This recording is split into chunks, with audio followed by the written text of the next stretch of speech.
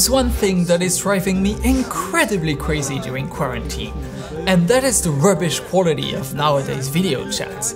Come on! It's so frustrating! How dare you tolerate these video conferencing standards as a filmmaker? We can barely see or hear a single thing. Everyone is interrupting each other all the time. There is a severe degradation of artistic and technical expectations. And this is why I said to myself, I have to do something. So I thought, what could I do to make my video way more professional? Well, luckily enough, right before lockdown, I managed to secure some pasta and a mask. But I also managed to secure a quad fiber optical chain with a 500 feet cable drum, 1000 watts of LED lighting, a 17 feet remote control video crane, an ultra compact killer computer setup that I could probably take into space, a few broadcast cameras, and a complete professional broadcast switcher. With all this equipment, I decided to offer my friends and relatives the most cinematic and IMAX level quality of my video stream. Now I can do things like a terrific intro shot with the crane, switch between multiple angles depending on the emotion I want to convey, or remotely color grade the cameras to give a positive or dramatic tone to the image depending on my sayings. I can even record and leave a video loop of me waiting and reacting, so that I can go and do something else when the chat starts to get boring, such as washing dishes, cleaning, reading, or exercising. Creating the best video conferencing experience also means securing my live stream. Just in case my 400 gigabit optical fiber connection breaks, I set up a bonding system where I add various cellular 4G signals from 5 different modems and 3 different antennas. And in the unlikely event of a major emergency, all of this gear is optimized to fit into this backup OB truck, so that I can just run away and continue my video chat. And I'm pretty confident that this makes it one of the most reliable home live streaming setup ever built. Hi, just to be clear, you do not need all that gear to start live streaming, and we are not going to see today how you can build your own monster setup like this. However, we are still going to see how you could add some sort of epicness to your live streams.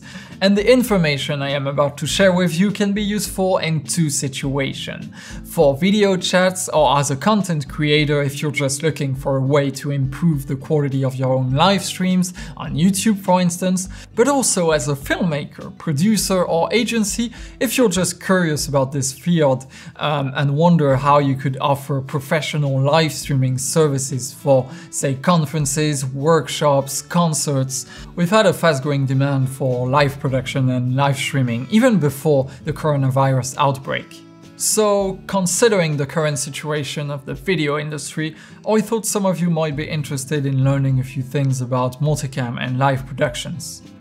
In this video, we are going to go through 4 different levels of live streaming, from general video tips all the way to building a professional live streaming service to help your community or make a living with paying customers. So let's dive straight into it and start with level 1.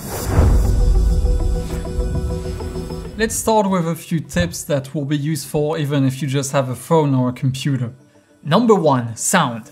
It's the most important. Bad image with clear sound is always better than a clear image with bad sound. You can pick a small room that has enough furniture to avoid that terrible echo you would hear in a larger empty room. If people still complain about your sound, then maybe you should buy a small $40 USB microphone. Number 2.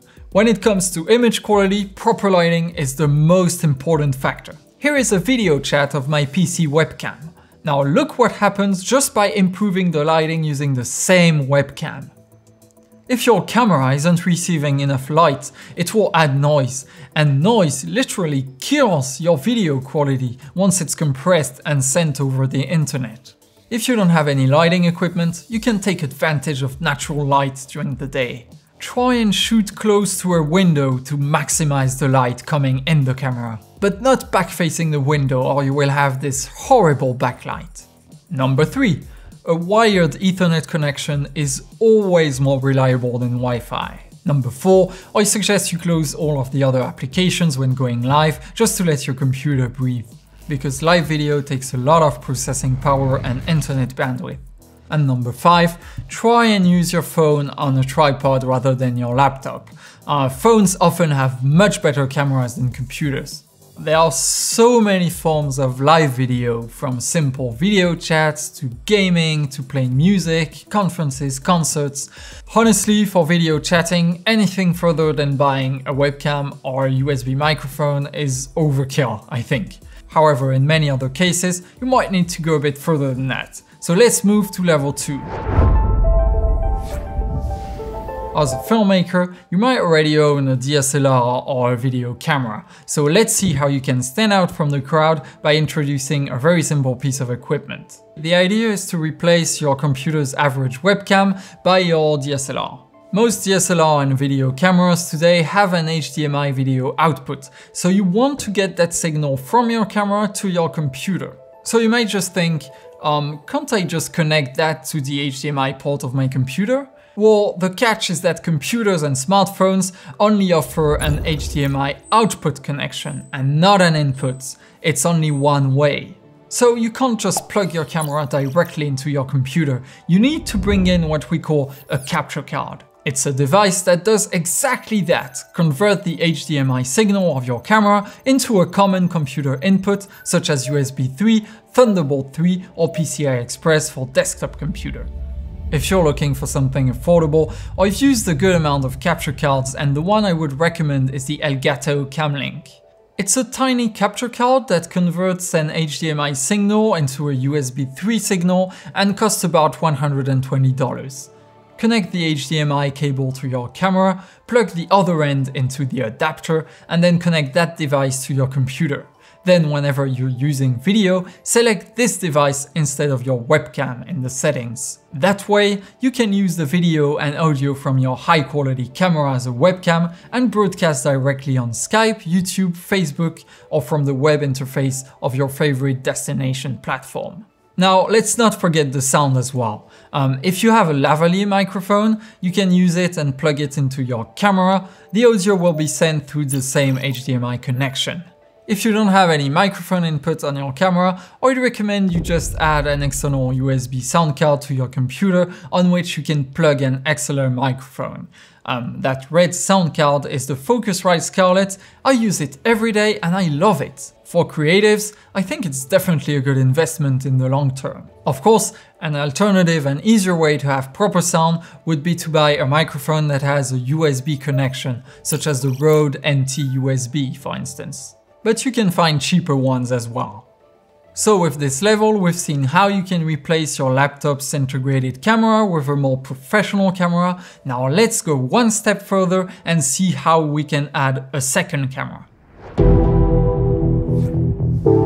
In addition to filming yourself, you might also want to show an additional camera angle of, say, a top view of your hands cooking or drawing, for instance, or even a gaming computer as a second video source.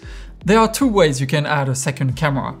The first option is by using a capture card that has more than one input. If you have a desktop computer, you can slide one of those Blackmagic Decklink PCI Express cards at the back of your computer.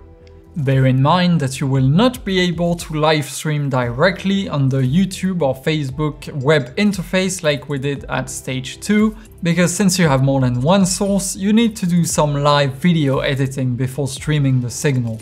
For this, you will need a live streaming software such as OBS, vMix or Wirecast, which will allow you to switch camera angles, add titles, create layouts, and things like that. You might be familiar with the process of encoding an MP4 video clip and upload it later on YouTube. Well, the big difference is that here the encoding happens in real time. When you're live streaming, your computer is creating an infinite H.264 video file and is sending it to YouTube through a series of packets using what is called the real-time messaging protocol, or RTMP. So when you go create a live video on YouTube, for instance, instead of choosing the webcam tab, you choose the stream tab, and YouTube will give you the unique RTMP stream key and URL that you can copy paste in your live streaming software.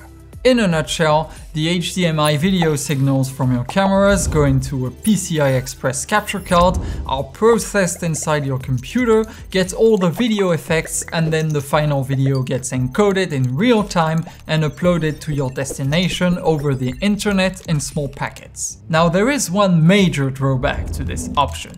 As you can see, this workflow relies heavily on your computer that has to do both the processing of multiple video sources as well as the effects and the real-time encoding itself. Besides, your computer always runs hundreds of services in the background, so you can quickly run into performance issues and drop frame if you don't have a very powerful machine. Over time, I've built a very powerful workstation, and even with this monster, I tend to run into performance issues with live stream sometimes. A very common issue I have is having to deal with multiple cameras and audio drifting out of sync, and the more inputs you add, the more latency you introduce, and the higher the risk. Also, I've only mentioned desktop computers here, but when it comes to laptops, I find it even harder to feed in multiple video sources, as laptops have even less processing power. Finally, when you're live streaming, you might already be using your main desktop computer for another power-intensive task, such as gaming, for instance. Another more reliable way to do this multi-camera live stream is to use a device that is specifically designed to do this task of switching and encoding, and only this task. There's this little device I really like, it does exactly this. It's called the ATEM Mini Pro from Blackmagic Design. Just as the other products I've mentioned, I've not been paid or sent this product for free. I've purchased it through my company for upcoming projects, and what I really like is that it's a capture card, sound card, switcher and encoder in a single device. So let's just feed that camera signal over there into that HDMI 1, this top view here in the HDMI 2. We can add a computer input as well on the input 3. We'll add this monitor as well. So let's plug it in there. And now, as you can see, I can switch between the different inputs with zero latency. I can also do crossfades. Also, if I connect it to my home internet router, when I press this on-air button here on the top right, it will start streaming on YouTube, as you can see on the dashboard here. As I am streaming live to YouTube or Facebook, I can connect an external drive here in the USB-C output of the switcher, and then once I have the green light turned on, I can just press the rec button here and it will start recording into the drive. This isn't just a video device, it's also a 6-channel sound mixer, and its sound processing capabilities are excellent. What's absolutely crazy is that if you have a Blackmagic Pocket 4K or 6K camera connected to the device, it will automatically detect the camera, and then you can adjust all of the camera settings such as white balance, aperture, ISO, focus, right from the software remotely. You can even do some primary color correction like adjusting lift, gamma, gain, or things like just contrast or saturation. I do plan to release a complete tutorial on how to use this device. Overall, I find it very reliable, it's fairly easy to use, and it's crazy to see how they have managed to pack so much technology in that little device. When looking at the pricing, both for the Pro and standard version of the ATEM Mini, I have no doubt it will be a massive success. If you get to that stage and as you gain confidence with all these technicalities, you might want to move to step 4, going pro. With the release of the ATEM Mini Pro, we can see that live production systems are becoming more and more affordable. Let's say you want to start to make a living out of your live skills. The main focus up until now has been to improve the production value and sound and image quality of your video to make it more professional than a simple laptop camera. You know how to do a live stream in one given situation. Now, the idea is to offer this same experience to many different customers, which means adapting to different scenarios and many different situations. Sadly, this is probably harder than you think, so to do so, you should focus on two things: reliability and flexibility. Let's begin with reliability. It's very important that you understand the difference between recorded video and live video. With traditional video creation, probably the type you're used to, you can do multiple takes, you can check everything, redo takes, and in the unlikely event your footage gets lost, you could theoretically reschedule a shoot, start everything all over again. It would be extremely embarrassing, but not impossible. On the opposite, live video is often event-based, so you only have one single take. If your stream fails and buffers at an ultra important moment, if your multicam setup crashes, not only could the memory be gone forever, but all your viewers will talk about the problems in real time in the comments, which your customers will see. So, just as a wedding photographer could get into a lot of trouble if all of his wedding photos get accidentally erased, you have a big responsibility. In worst cases, that could end up in you being sued and you could face legal issues as well. So it's very important to work on the reliability of your live stream and on the service you offer in general, because technical problems can appear very quickly, quicker than you think. Take a look at this typical live streaming workflow. Starting with the cameras, video will run through a cable to a converter, a video switcher, and then to the encoder, the router, and then finally the delivery platform. We must never forget that on each of these components there is a certain risk of failure. What if any of these fail? Well, your live video could either start buffering, go black, lose audio, which is so annoying, making you fall back on your terrible camera audio, and other things that you don't really want to go through. While reliability is highly important, it's not just about reliability. It's also about flexibility, just like any other business. As I mentioned earlier, live video is often event-based, as opposed to a traditional shoot where all the environment adapts to the camera. Here it's the opposite. The camera has to adapt to the environment all the time. There isn't just the camera, there are also hundreds of people around, often paying to attend the event. So your customer might give you limited camera placement possibilities, poor lighting, last-minute changes, a specific dress code for you and your employees, which means you have to learn to be very flexible. And not too flexible neither, because you might end up saying yes to impossible things and facing a situation for which you don't have the proper gear or experience. It's a balance you have to figure out.